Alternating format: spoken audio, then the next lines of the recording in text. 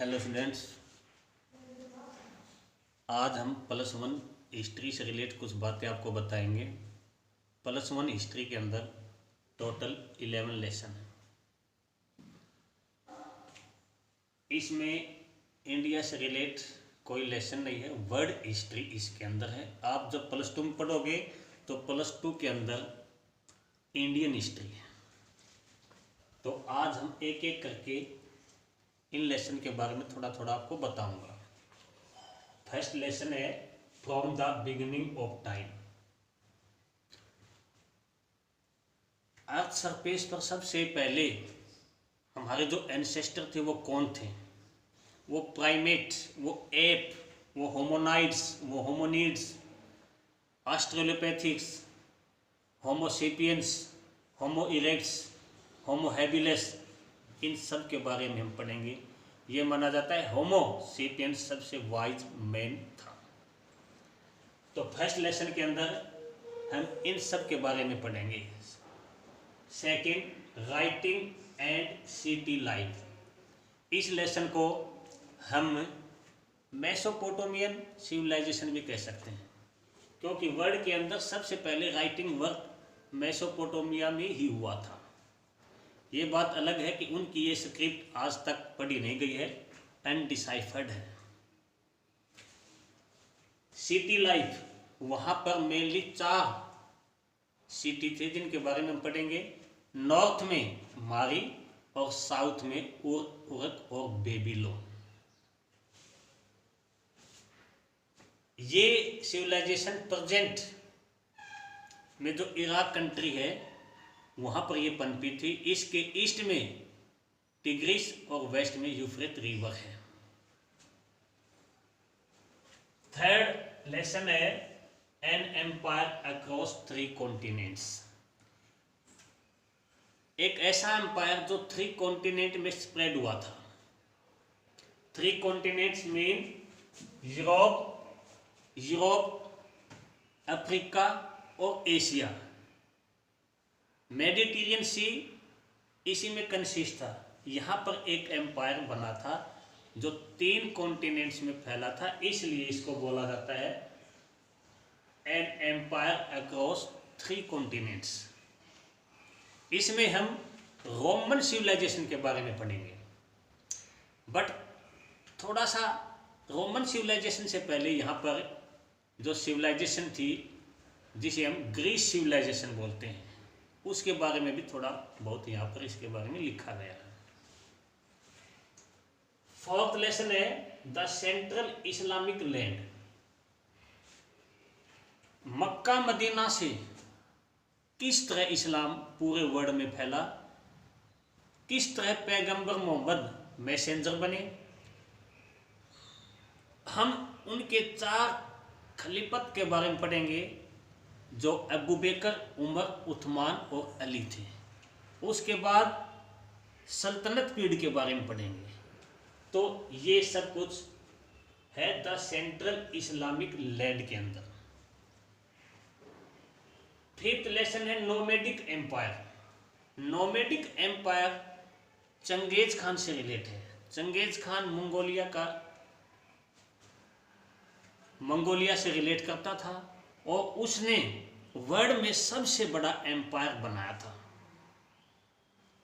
उसका एम्पायर आज तक किसी भी रूलर ने इतना बड़ा एम्पायर नहीं बनाया था जितना बड़ा एम्पायर पर्टिकुलरली चंगेज खान ने बनाया था, जिसका बर्थ 1167 में और जिसकी डेथ 1227 AD में हुई थी।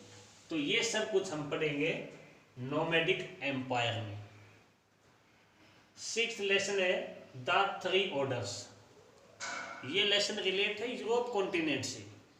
यूरोप कॉन्टिनेंट के अंदर मिडिवल पीरियड में 3 ऑर्डर्स थे, मेन 3 वर्ग थे, priest, nobles and peasants.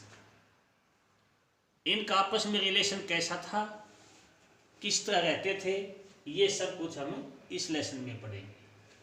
7th lesson है changing cultural tradition. Main Italy जो कंट्री है वहाँ पर फिर से ट्रेडिशन चेंज हुई। ट्रेडिशन चेंज कैसे हुई?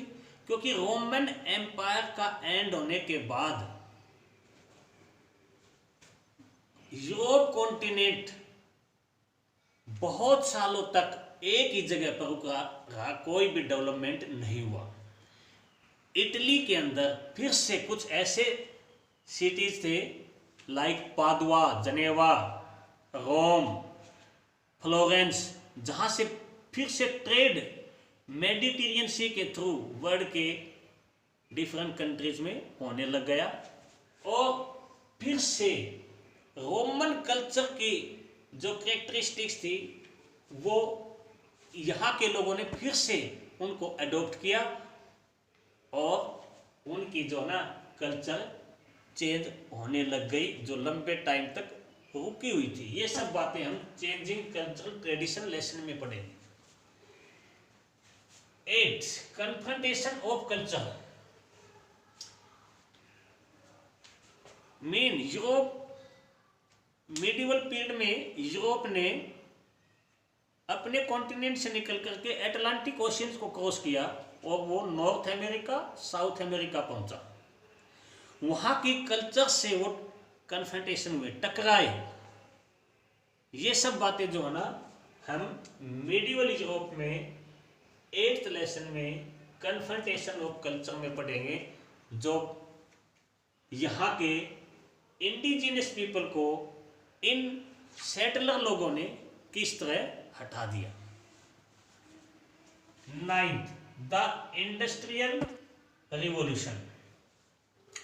वर्ल्ड में सबसे पहले इंडस्ट्री यूरोप कॉन्टिनेंट में लगी। यूरोप कॉन्टिनेंट का एक कंट्री वेस्ट में इंग्लैंड में लगी। यहाँ पहली लगने वाली जो इंडस्ट्री थी वो cotton industry, after this iron and steel industry है।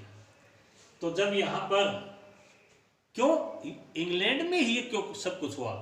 क्योंकि मेडिवल पीरियड में नेशनलिज्म आने के बाद यूरोप के सभी कंट्रीज आपस में लड़ रहे थे, यूरोप के अंदर डिस्कवरी हो रही थी। इंग्लैंड के साइंटिस्ट अपना माइंड मशीन बनाने में लगाए हुए थे, जबकि बाकी यूरोपियन एक दूसरे को डिस्ट्रॉय करने में लगे हुए थे। तब ये इंडस्ट्री यूरोप कॉन्टिनेंट के वेस्ट में एक आइलैंड ग्रेट ब्रिटेन जिसको हम बोल सकते हैं, यहाँ पर जो है ना, इसके साथ साथ कुछ क्लाइमेट कंडीशन ऐसी थी कि इंग्लैंड इन सब से इंडस्ट्रीज में आगे निकल गया। Next displacing indigenous people. क्या मीन है? यूरोपियन कंट्रीज के लोग जब अटलांटिक ओशियन को क्रॉस करके नॉर्थ अमेरिका, साउथ अमेरिका के कोस्टल एरिया में पहुंचे, कैरिबियन कंट्रीज में पहुंचे, तो वहाँ के लोगों को उन्होंने मारना शुरू कर दिया और वो लोग उस जगह को छोड़ करके इंटीरियर पार्ट की ओर चले गए, डिस्प्लेस हो गए अपनी जगह से, और उनकी जगह सेटलर लोग आ गए। सेटलर पीपल मीन यूरोपियन लोग। और इन लोगों को, जो वहाँ के इंडिजिनस पीपल थे, उन्होंने वहाँ पर अपनी एग्रीकल्चर और इंडस्ट्री में, माइनिंग वर्क में लगाया और उन लोगों की लाइफ एक मिजरेबल लाइफ बन गई। ये सब हम 10th लेसन में पढ़ेंगे। 11 पास टू मॉडर्नाइजेशन। यहाँ पर हम यूरोप को छोड़ करके एशियन कंट्रीज के एशियन कॉन्टिनेंट के 2 कंट्रीज के बारे में पढ़ेंगे, जापान और चाइना। जापान इतना जल्दी डेवलप क्यों हो गया? क्योंकि वो सब कुछ मानता था, यूरोप को फॉलो करता था। इसलिए वो ये मानता था कि हमें, उनके कुछ स्कॉलर्स ने, हिस्टोरियन ने ये कहा है कि हमें अपने आप को एशिया कॉन्टिनेंट से निकाल ही लेना चाहिए। दूसरा कंट्री यहाँ पर है चाइना। चाइना ने जो है ना किसी दूसरे कंट्रीज के साथ वो लिंक नहीं बनाए, बल्कि अपनी ही देश की जो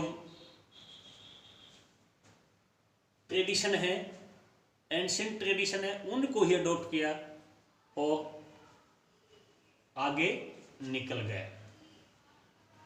इस तरह बेटा आज हमने 11th लेसन के जो है ना बारे में पढ़ा है। कल हम फिर कुछ हिस्ट्री से रिलेट बातें करेंगे। Thank you.